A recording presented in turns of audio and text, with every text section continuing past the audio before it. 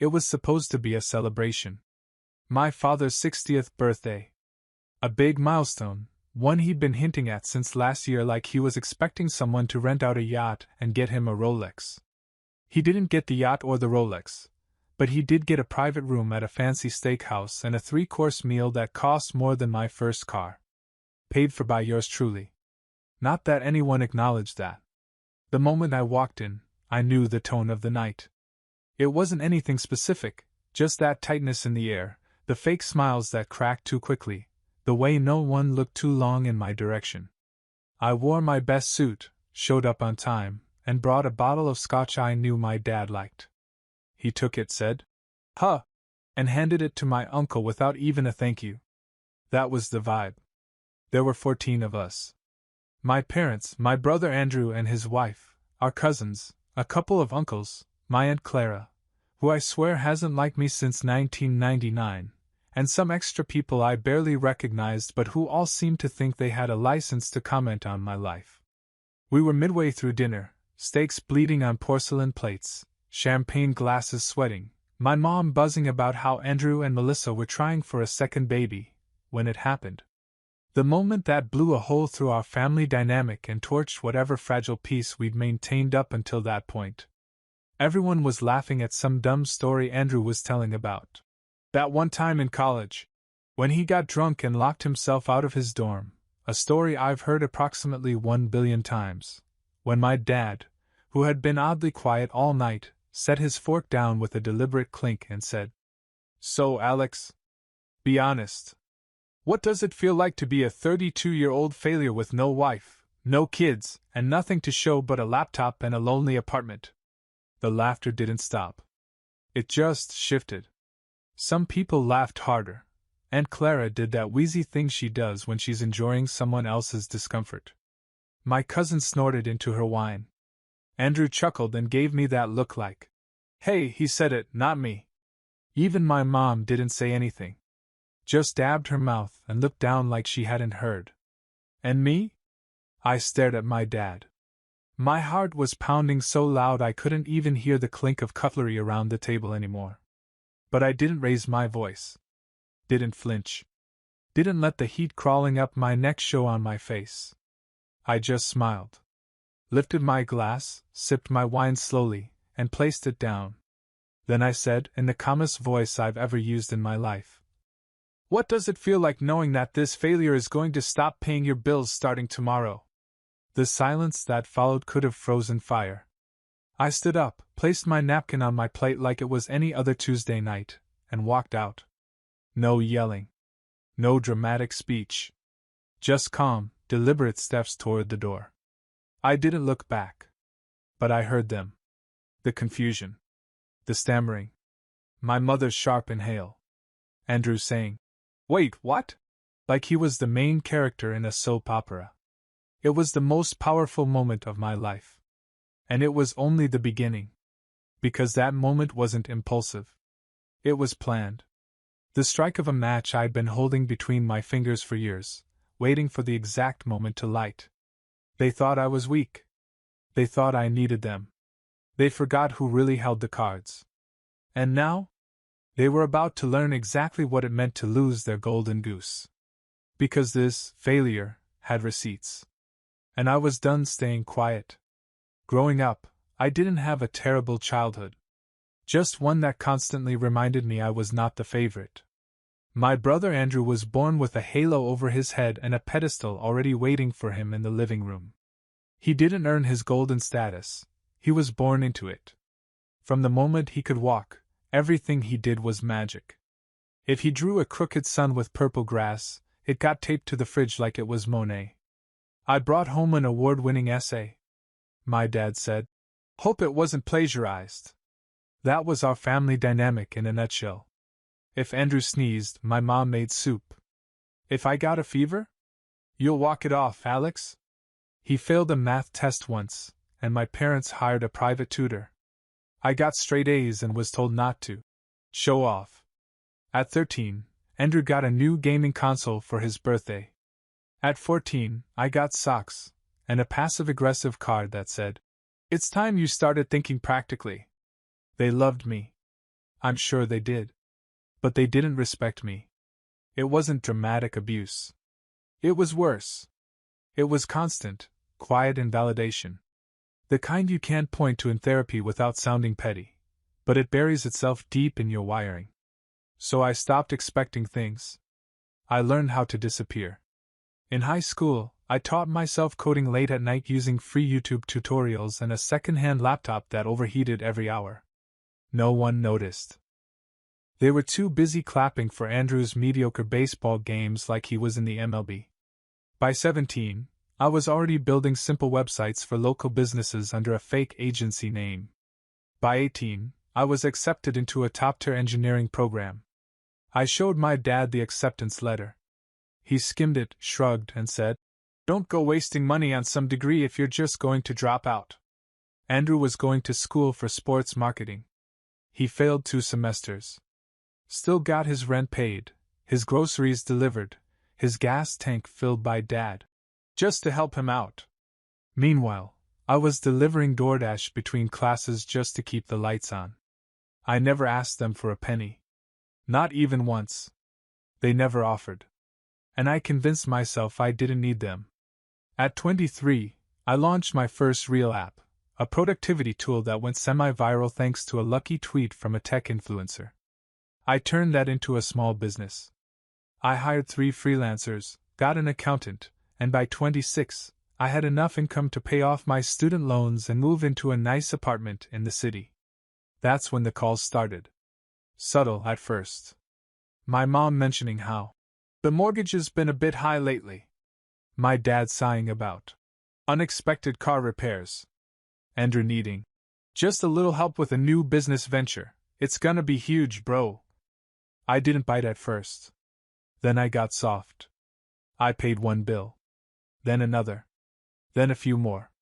Suddenly I was covering their mortgage, paying my dad's truck lease, and sending monthly gifts into my mom's account for her medications and groceries. Andrew? He racked up over $18,000 in debt trying to launch a fitness subscription box. My parents begged me to help him. "He's just under pressure, Alex. He's trying." I paid it. And they still treated me like a backup. I was the financial foundation of a house I wasn't allowed to sit in.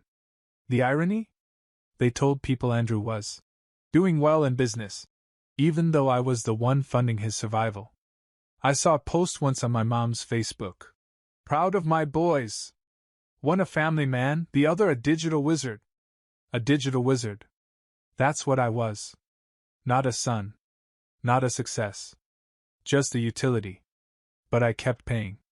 Why? Because I was waiting. Waiting for the moment they'd pushed too far. Waiting for the moment the disrespect would come out in public, in front of witnesses, and I could finally give them what they deserved. That moment came on my dad's 60th birthday. And they didn't realize that when I stood up from that dinner table, I wasn't just leaving the restaurant. I was cutting them off. The walk from that restaurant to the parking garage felt surreal. Like I'd slipped out of a bad movie halfway through the screening. I didn't cry. Didn't rage. I just walked. My hands were cold, but my mind was sharp, clearer than it had been in years. My dad thought he was being funny, thought humiliating me in front of 14 people was just good old-fashioned banter. What he didn't know was that I'd spent the last year quietly preparing for this moment. I wasn't just the guy covering his bills. I was the reason his lifestyle even functioned. He'd assumed, as usual, that the money would always come. That his forgotten son, the failure with a laptop, would just keep silently wiring cash while they laughed over wine. But that night, the taps were closing. For good. The first thing I did when I got home? I opened my laptop. Not to vent. Not to post some cryptic status. Just business. I pulled up my accounts. The mortgage autopay on their house. Cancelled. The lease payment on Dad's truck? Terminated. The monthly support to Mom's account labeled medical? Gone. Each click felt like a wire snapping loose from a drowning ship. I didn't do it recklessly. I knew they had bills coming. I just didn't care anymore. They wanted to treat me like a disposable joke? Cool. Then they could live without the perks of my failure. Next came Andrew. I logged into the joint business account I had set up to help him with his wellness brand. He had full access. But the funds? 90% of it had come from me. I left just enough to cover outstanding invoices, then pulled the rest. I sent him one text. Your business is now your responsibility. Best of luck. No threats. No explanations. No follow-up. Let them guess. Let them feel what it was like to wake up and realize their safety net had ripped out from under them. The next morning, I woke up to 17 missed calls. 3 from my dad. 5 from my mom. 9 from Andrew. Voicemails too. Ranging from confused and curious to furious and insulted. My mom's voice cracked on one of them. Alex, I think something happened with the mortgage. Did the bank make a mistake? I'm sure it's nothing. Call me back. Dad's tone was colder. This better be a glitch. I don't know what you're playing at, but you're being real immature. Andrew, of course, went full panic mode. Dude! Where the hell is the money? I have packages that need to go out. You can't just pull this without notice. Are you serious right now? Yes. I was very serious. By lunchtime, I had an email from my mother. A long one. The subject line? We need to talk about what you did. I didn't open it. Just archived it. She knew what I did. And deep down, she knew why. That night I finally got a call. I picked up. It was my father. His voice was tense, like a man trying not to lose his grip on the last thread of control. You've made your point, he said. But you need to be careful, Alex. This family depends on you. I paused, smiled, and said, No, Dad. You depend on me. And that's the part that's over. He was quiet for a second. Then, in a voice dripping with condescension, he muttered, So you're just gonna leave us hanging? After everything we've done for you? I almost laughed. You mean like mocking me in front of the family? Like ignoring me for years unless you needed money? You've done so much, Dad. Click. I hung up. And for the first time since I was a teenager, I felt free. The day after I cut them off, my phone went quiet. No calls. No messages. Not even Andrew's usual. Can you just Venmo me real quick? Nonsense. I expected an explosion. A family-wide freakout. But instead I got stillness. Which was worse. It wasn't peace. It was the eye of the storm, the kind of eerie calm that always comes right before something breaks. I spent the day working like nothing happened. Finished 2 investor reports. Took a call with my accountant. Hit the gym. Made dinner. But I couldn't stop checking my phone. I wasn't waiting for an apology. I knew better. I was waiting for the next move. It came that night, around 9 p.m. I was reading, halfway through a book I'd been too busy to finish for months, when the doorbell rang. I froze. Not a knock. The doorbell. 1 ring. Then silence. I walked slowly to the door and looked through the peephole. It was my brother, Andrew. Standing there in a hoodie, looking like a man who'd just learned Santa wasn't real. I opened the door just a crack. He didn't wait for an invite. Just shoved his way in and said, You need to stop whatever power trip you're on. No, hi. No, can we talk? Just full-blown entitlement walking through my home like he still had access. I didn't move. You've got 2 minutes, I said, before I walk you out. He scoffed. What's your problem, man? You embarrass Dad in front of everyone. Then you go nuclear on the finances? You realize Mom was crying all day? You're acting like a damn sociopath. I let that sit. Because here's the thing about people like Andrew, they love to rewrite reality in real time. He wasn't angry because I was cruel. He was angry because for the first time in his life, I wasn't available. I walked to the kitchen, poured a glass of water, and handed it to him. He didn't take it. So I drank it. Then I said, "You called me a failure in front of 14 people. You laughed. You've used me as your personal ATM for 4 years. What exactly am I supposed to feel guilty about?" He didn't answer. Because he couldn't. Instead, he pivoted. "Okay, look. Maybe that was over the line. But Dad was drinking. You know how he gets. And yeah, you've helped, and we appreciate it, but you can't just yank the rug out without warning. Andrew," I said, staring him dead in the eye, "when someone treats you like trash long enough, you stop acting like the garbage man." That hit him. He looked around my apartment like he'd never really seen it before. Like it had never clicked that I wasn't just the weird one who works online. That I was successful. Independent. A whole-ass adult with boundaries. Then came the real reason for the visit. "Look," he said, rubbing the back of his neck. "I'm not saying you're wrong. But things are tight right now. My credit's maxed out, and I've got inventory sitting. If I don't ship this week, I'll tank." There it was. The ask? I leaned on the counter and just said, "That's not my problem." He blinked. "Are you serious? After everything?" I smiled. "Exactly. After everything." He didn't stay long after that. Stormed out, muttering something about how I was letting money get to my head. As if money was the issue. It wasn't. It was respect. And they had none for me, not until the money dried up. 2 days after Andrew stormed out of my apartment, the first Facebook post went up. It was my mother. A sweet-looking photo of my dad sitting in their living room, holding a mug and looking tired but noble. The caption? "Getting older is hard, especially when those closest to you forget who supported them first. We've always tried our best. That's all we could do. Broken heart." I didn't need to be tagged. I was the subtext. The comments rolled in. "Sending love, Aunt Marcia. You two are the most generous people I know. Whoever hurt you doesn't deserve you. Family should stick together, that's so sad." I didn't reply. Didn't engage. I knew the game. They wanted to control the narrative.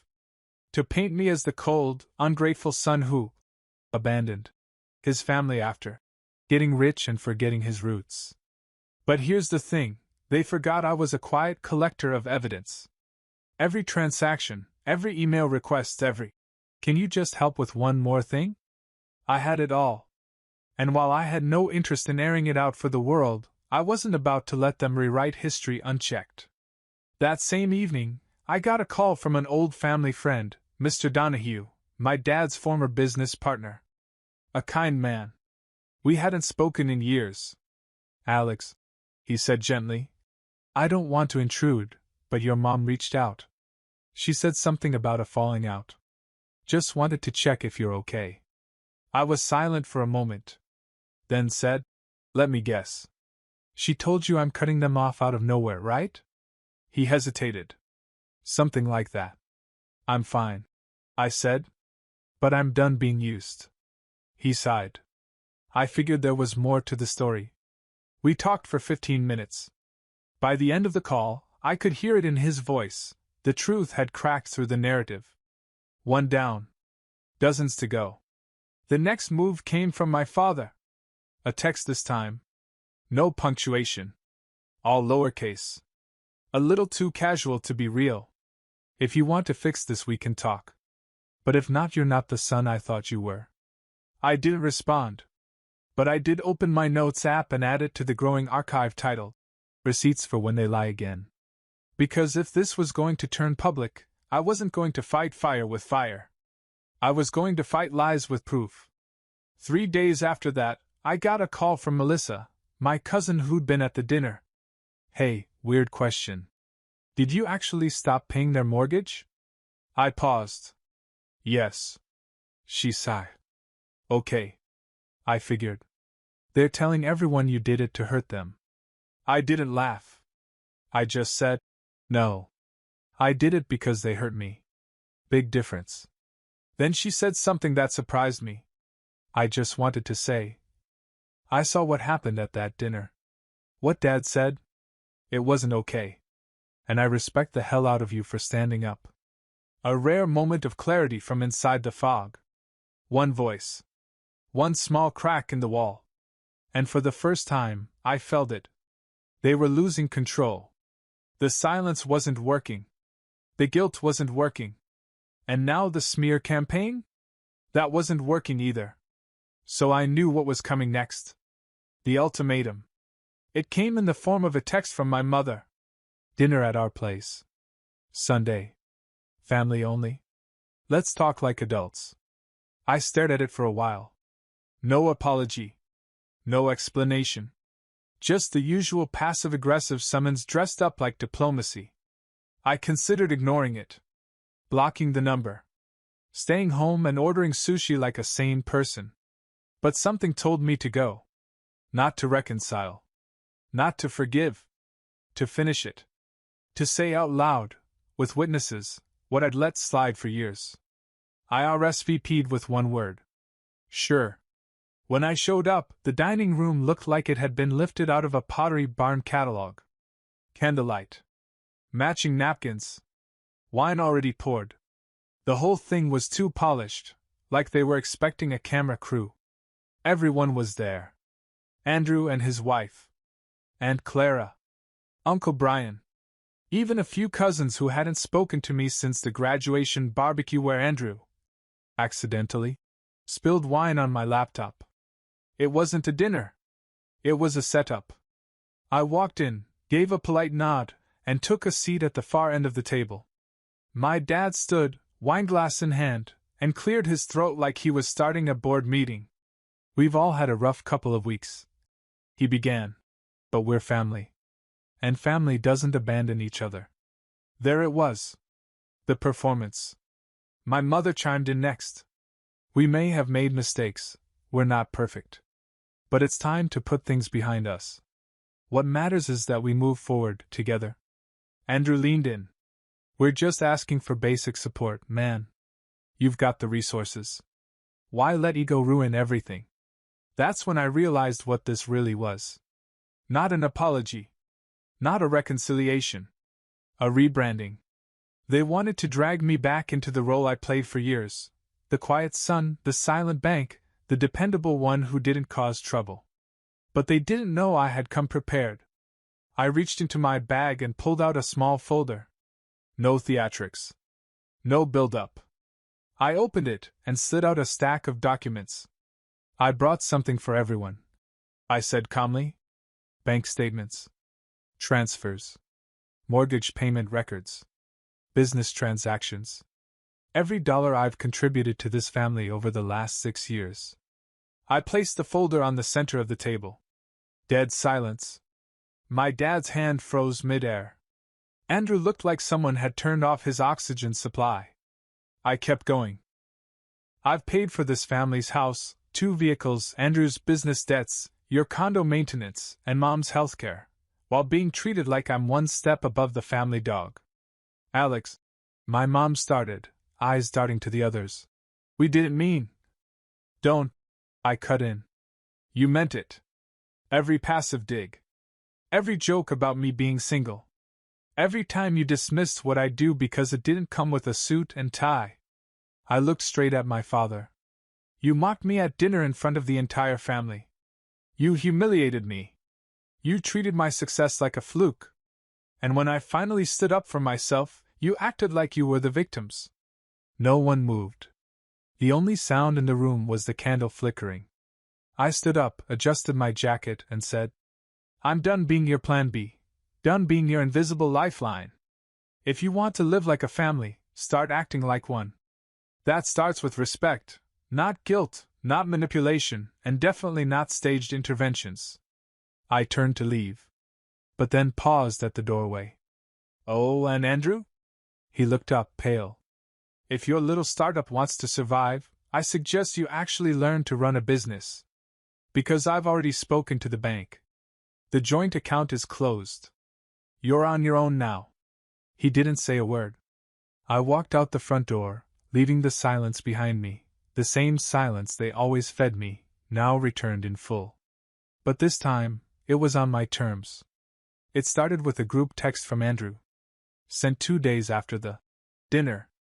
Andrew: just so you know, Dad's blood pressure spiked. Nice job stressing him out.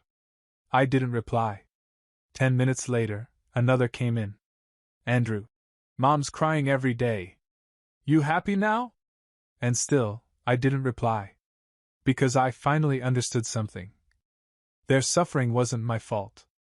It was the consequence of removing my support they never respected, just expected. That's the difference they never learned.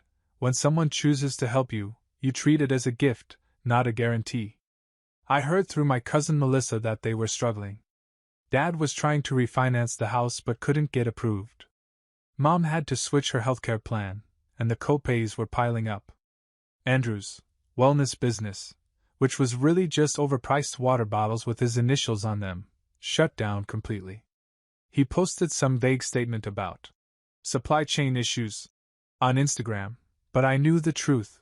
Without my money propping it up, he couldn't afford to fulfill half his pending orders. He even messaged me directly. Andrew: I'm willing to forgive everything if you can just front me $5,000 to float the next batch. Just 5. You know I'll pay you back. That one made me laugh. Not because it was funny, but because of the word he used. Forgive. He was willing to forgive me? The guy who had carried his entire lifestyle while he played pretend entrepreneur. I archived the message and went for a walk. That week, I started doing something I hadn't done in years. I lived for myself. I upgraded my apartment. Nothing ridiculous, just a place with more light, more space, and a kitchen that didn't make me feel like I was stuck in a hallway. I booked a solo trip to Japan, something I'd always wanted to do but had delayed every year because of some family emergency. Plane ticket, hotel, all locked in. And I started therapy. Because while it was satisfying to cut them off, the truth is, being treated like an afterthought your whole life leaves scars. My therapist, Nadia, listened quietly as I unloaded a decade of buried resentment in our first session. She looked at me and said, "You've spent so much of your life trying not to be a burden, you let yourself be used instead." That one hit hard. But she was right. I had confused being selfless with being silent. Helpful with invisible. Successful with indispensable. And now, I wasn't any of those things to them. And I was finally okay with it. The final straw came in the form of a voicemail. It was my dad. His voice was low. Strained. Maybe tired. Maybe just angry that his favorite chess piece walked off the board. "You've made your choice. But you're going to regret this. One day you'll need us. And we won't be there." I played it twice. Then deleted it. Because that's the part he never understood. I've never had them. And somehow, I made it anyway. 6 weeks after I walked out of that dinner, I got another text from my mother. "Your father's birthday was hard without you here. He misses you, even if he won't say it. Think about what you're doing to this family." I read it while drinking coffee on my balcony, sun coming up over a skyline I used to think I didn't deserve. I didn't reply. I didn't need to. Because for once, I wasn't doing anything to them. I was just no longer doing everything for them. That difference used to keep me up at night. Now, it let me sleep. I thought cutting them off would feel like rage, like revenge, like fire. But it felt like quiet. Not the uncomfortable, heavy silence I grew up with, the kind you choke on. But the good kind. The kind that fills your lungs when you realize no one's going to guilt you today. That your phone won't ring unless you want it to. That your energy, your work, your money, your peace, all of it, belongs to you now. It was the silence of being free. Melissa, the cousin who saw through it all, and I grabbed coffee one morning. She'd heard the family was still talking. Mostly about me, mostly bitter. "You're like the Voldemort of the group chat," she joked. "He who must not be named, but definitely discussed." I laughed for real. The kind of laugh that doesn't taste bitter on the way out. She leaned in, a little more serious. "I think what you did took guts. Nobody ever calls them out. I didn't call them out, I said. I just finally stopped picking up when they called me in. She nodded slowly. Still. Took guts. That weekend I hosted a dinner. My first real one. Just a few people. No parents. No Andrew. No fake toasts or forced smiles. Just my chosen circle. Friends who had seen the ugly parts. Coworkers who respected my time. My therapist, Nadia, even came by. Yes, we were cool like that. We drank wine. Ate too much pasta. Argued about movies. Laughed so hard we cried. Nobody asked when I was getting married. Nobody told me I was a disappointment. Nobody looked at me like I was a tool. They just looked at me. Like I was enough. The next morning, I sat on the balcony again, the city waking up around me. And I thought about that night. The dinner. The wine. The silence that came after. I thought about how I'd spent years twisting myself into a shape my family never respected. About how I kept trying to earn love that was always conditional. And I thought about that moment, that one single moment, when my father laughed at me in front of everyone, and how I didn't yell, didn't cry, didn't beg. I just told the truth. What does it feel like to know this failure is going to stop paying your bills? And that right there? That was the first real sentence I'd ever spoken as my own man. I haven't spoken to them since. I might never. But I'm no longer waiting. Not for an apology. Not for validation. Not to be seen. I see myself now. And after a lifetime of being the punchline. That feels like the best kind of ending.